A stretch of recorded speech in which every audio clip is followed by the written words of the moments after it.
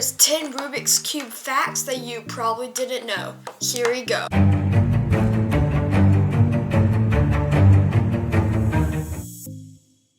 Rubik's Cube was originally named the Magic Cube. There is 43 quintillion possible scrambles for the Rubik's Cube. I'm going to put that up on the screen.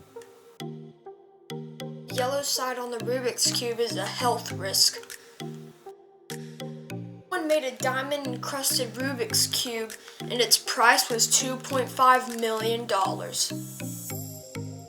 In 2020 alone, there was 420 million Rubik's Cubes sold.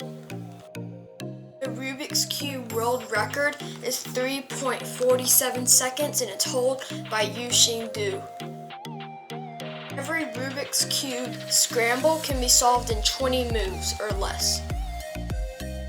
5% of people on the earth can solve a Rubik's Cube. 5%. Someone made a 33 by 33 Rubik's Cube. It's going to be on the screen right now. Yeah, it's cool. And finally, number 10, the Rubik's Cube is the most popular puzzle. Thank you guys for watching. Please like and subscribe, and I'll see you next time. Bye.